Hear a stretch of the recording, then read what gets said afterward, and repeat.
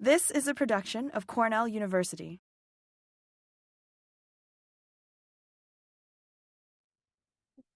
All right. Good morning, everyone, or I suppose afternoon now. As mentioned, I'm Pia, and I will be talking about my research of working towards cloning Ry-adg, a resistance gene against potato virus Y. So to begin, what is potato virus Y, also known as PVY? Well, it's a single-stranded RNA virus that infects potato among other solanaceous crops.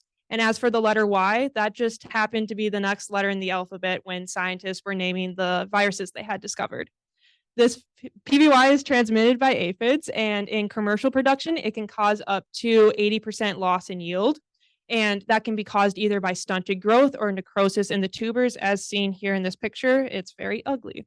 And how it's managed in commercial production is the use of virus-free seed. And having come from a potato farm in northern Wisconsin, I very much understand the importance of this.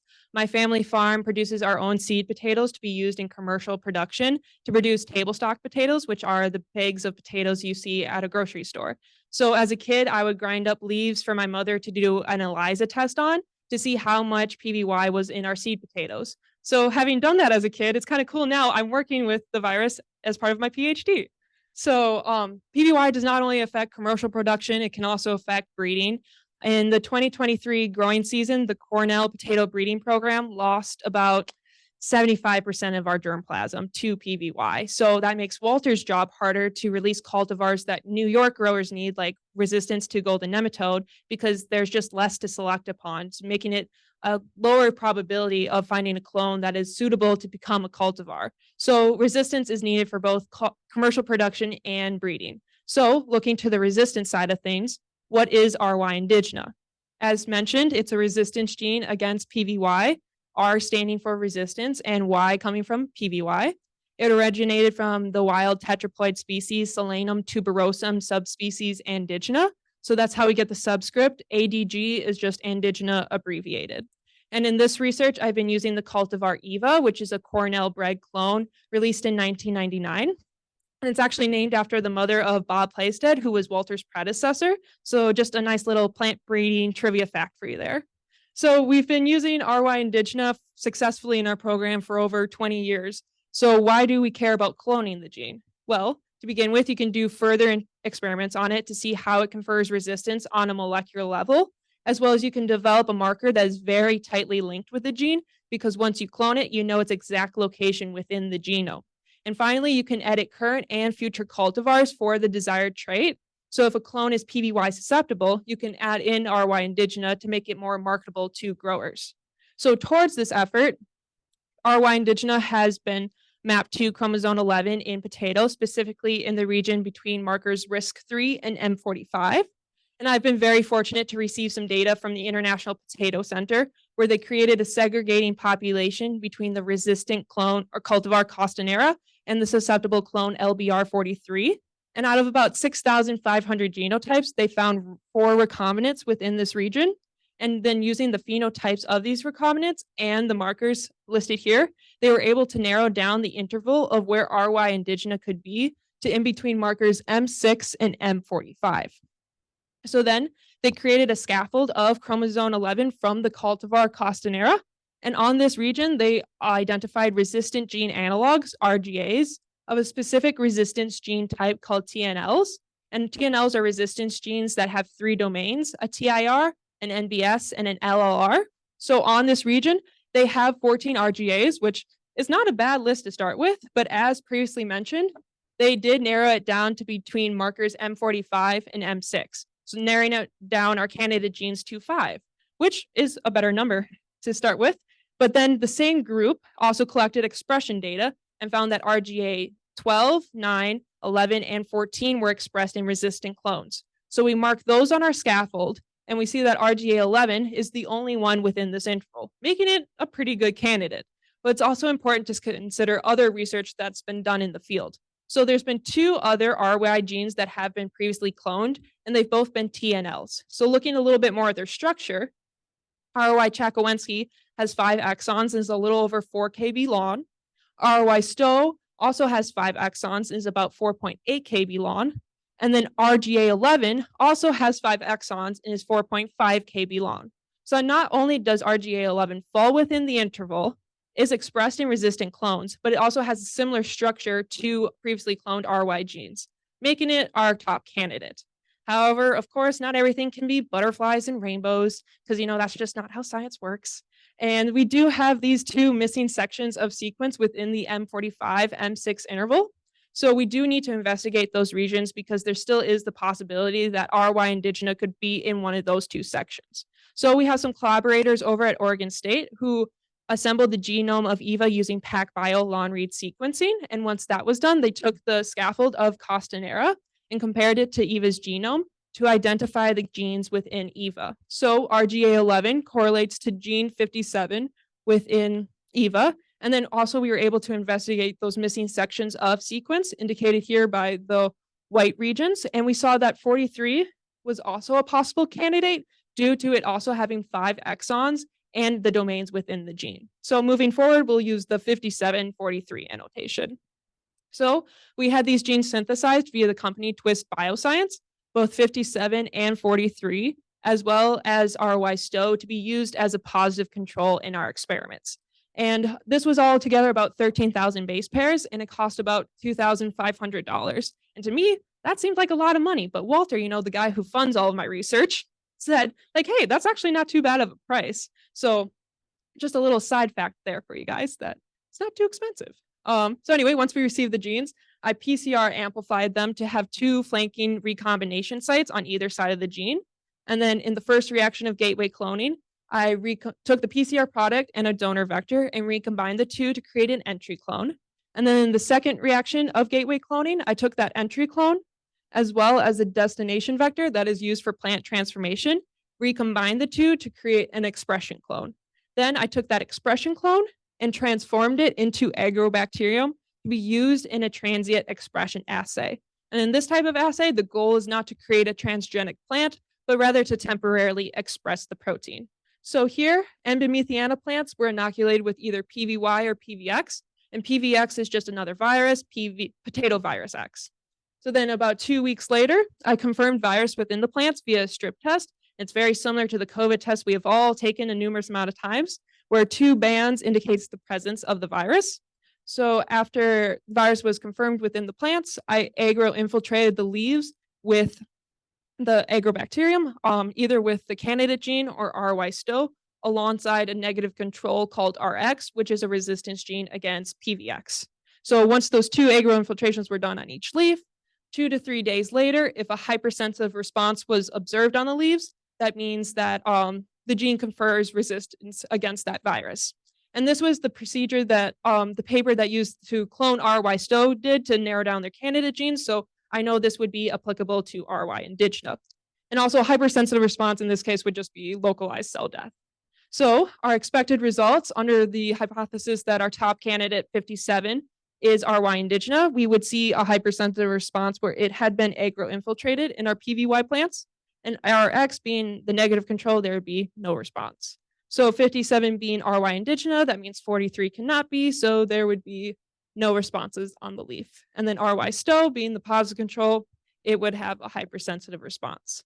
And just to confirm that agro-infiltration was done correctly, on our PVX plants, RX would have a hypersensitive response on all the areas it had been agro-infiltrated, and the candidate genes or RY-STO would have no response. So I do have some results, fresh off the press, pictures taken this morning. So looking first at the PVX plants, I saw exactly what I expected to see. The candidate genes and RY-STO did not have any cell death, and RX on all the areas it was infiltrated did have a hypersensitive response. And then, of course, the PVY plants, the question you're all asking, did she identify RY indigena? And well, I'm here to tell you, not yet. Well, so I didn't see any hypersensitive responses on the leaves, even RY-STO here. I don't know if I can move the mouse right there for the people on Zoom. No hypersensitive response. So meaning that this assay might not be reliable, or I need to tinker with it a little more to see if I can get the results I want. But yeah, so working forward, stay tuned. So, but also that tells me that this might not be as reliable as it may be in a PVY system. So I have also done potato transformations on the cultivar Desiree, that is PVY susceptible to certain strains of PVY. And then once those X plantlets grow into plantlets, they will be inoculated with PBY to see if they confer resistance within a potato system. So yeah, that's where I'm at. Here are the people I want to thank and my funding. So questions? Travis? Thank you. Not yet. Oh yeah. So Travis asked, do I have any expression data on the genes identified? If this will probably take forever. Okay, in this region, in that missing section, currently I do not, but that's something we could look towards looking at. I had developed, I designed primers to do that, but then we're just like, hey, let's just test the ones we have right now. That's what I've been putting most of my focus towards. Ed? I don't know how. I believe it was RNA-seq, but I can't remember exactly from the email what they had said. I think, yeah. All right. Thank you for your time. And that is 4. Okay, so good afternoon. I'm going to use the topic I'm going to share is using machine learning to represent proteins, and I'm going to see an example on the seed storage proteins. Okay, so how protein structure are able to help us to do the plant breeding. So the first part is right now we are able to have all the protein structure across different species in plants. So right now we are able to see why these plants are able to survive in different kind of environment. And the other important thing is for the deleterious mutation. With the protein structures right now, we are able to say that these might be the bad mutations. So the breeder might be able to pinpoint that and select against them using the techniques right now. Another important thing we need to mention is the distinct level of the protein structures. So the primary one will be very easy and simple. It's just line up all the amino acid sequence into one, and then we'll get the primary sequence. And then the secondary structure will be a bit more complicated because we need to consider the interaction between these amino acid sequence and form like beta sheet or alpha helix. For a bit more complicated, we will have tertiary structures. And that will be, we have the backbone first, and then combine all the secondary structure together, and then form these 3D structures. As you can see from the primary, secondary to the tertiary, it is from less complex to the more complex. And luckily, right now, we have lots of different kinds of machine learning tools able to help us to describe the protein structures.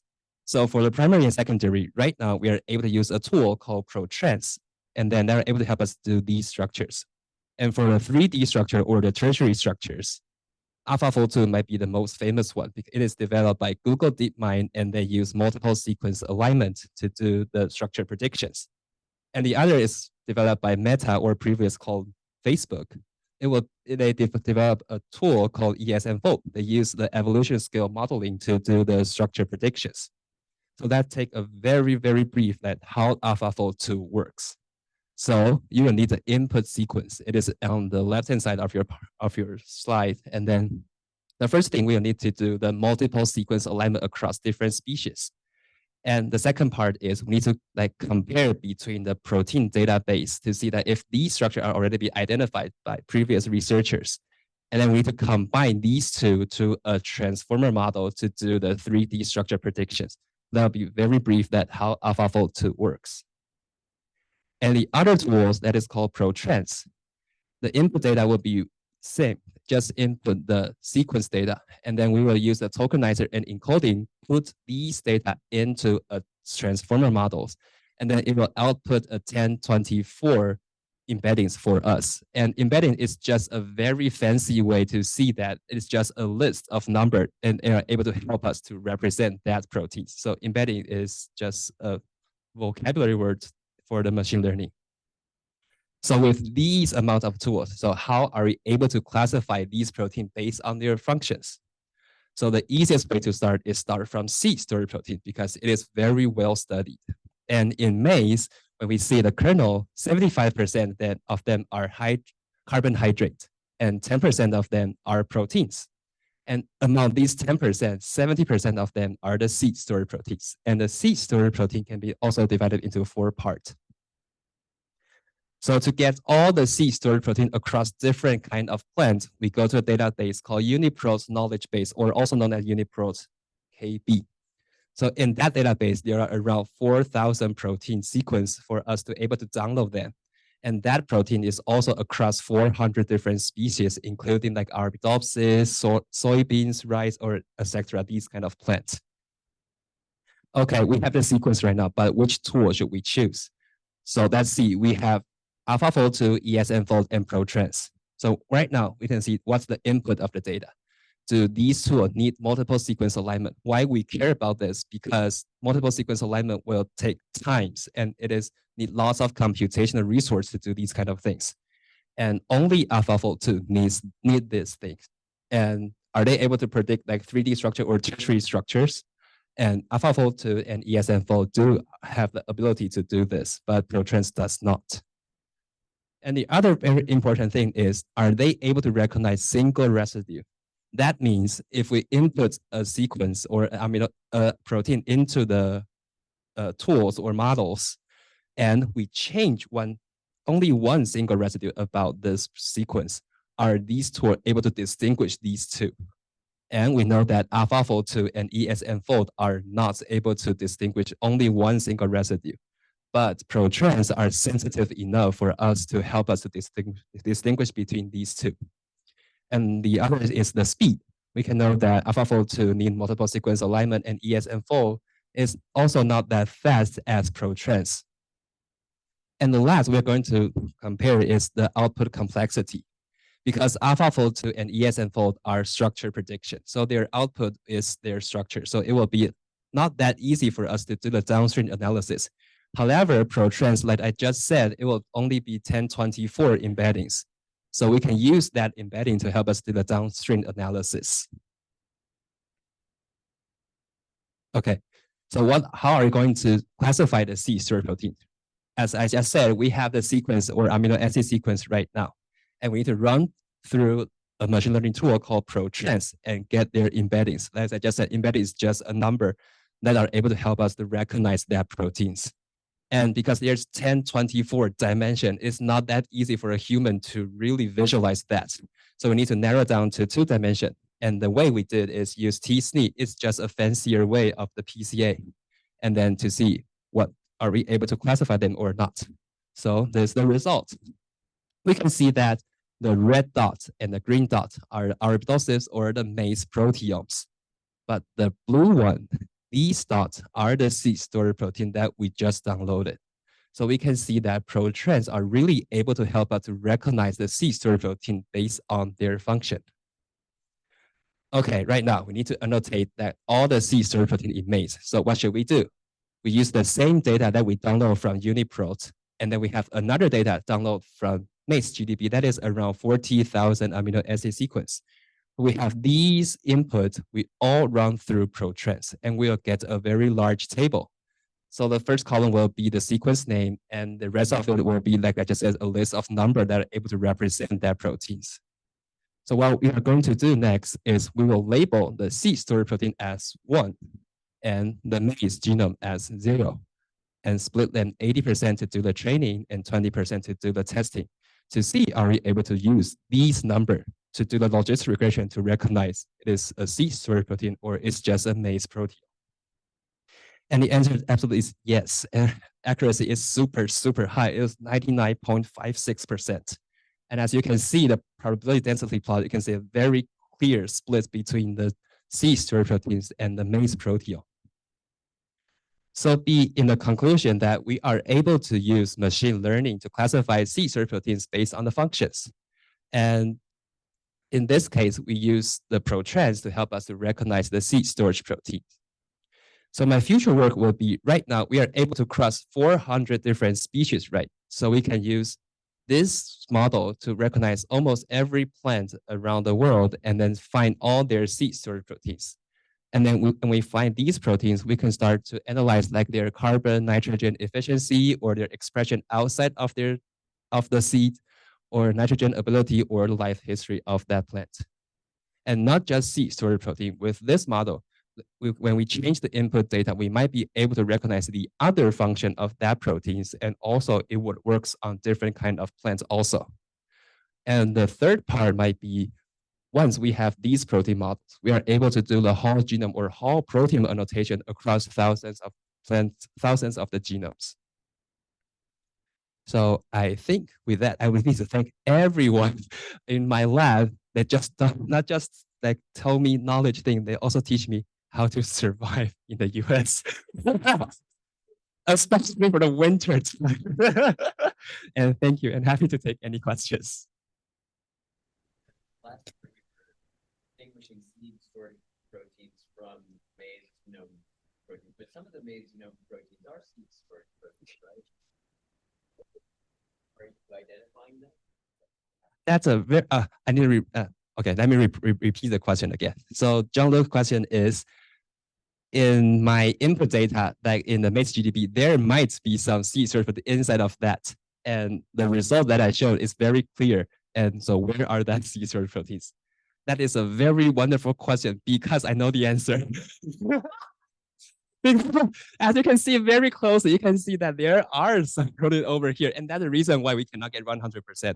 I think ProTrans can really do very good classify. And the seed stored protein is right over here. You are correct. There are some seed stored protein inside of that data. Yes.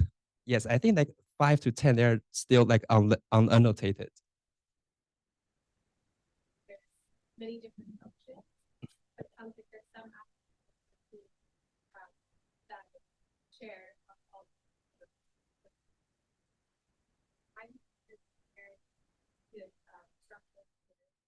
Whoa, why you are that also a great question. So as you can see, let me repeat the question. So Sharon asks that there might in a seed stored protein there might share common features, but not shared like across all the seed stored. There might be some different among them. And then yes, you are totally correct. In the seed stored, they are really not shared like very common feature. They do have some subfamily in these seed stored proteins. So that's the reason why we cannot see in this figure. They are all classified or clustered together in one place. And in the seed stored, they might be able to separate into like 3 subgroup of that. And then inside these subgroup, they are really close to their features are really close to each other. Hey. This protein structure can be linked to, like you mentioned, the nitrogen use efficiency? Oh, that would be the hard question. Okay. But I think I'm able to. I think the protein structure linked to the efficiency, that would be a bit hard question right now, because right now, after we recognize the seed stored protein, we need to understand the structure of that. Are they able to be digested by even like human or animals of that? But still, right now, I don't know how to study their digestions about that. But we can study their like carbon nitrogen ratio due to using their amino acid sequence to see that if they are high nitrogen in the seed or they are different or they are lower nitrogen in the seed. But I don't know how to study digestion right now. Okay. stages during the dormancy or during the seed storage, like do you see the protein composition also change? Oh, the question is different stage of the seed. Do they have different?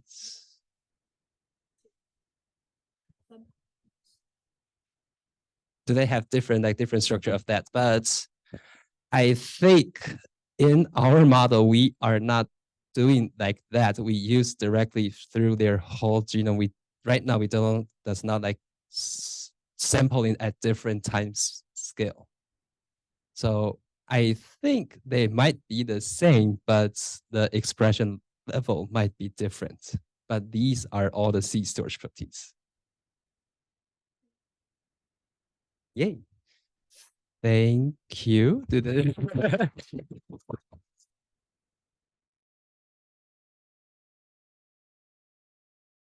This has been a production of Cornell University, on the web at cornell.edu.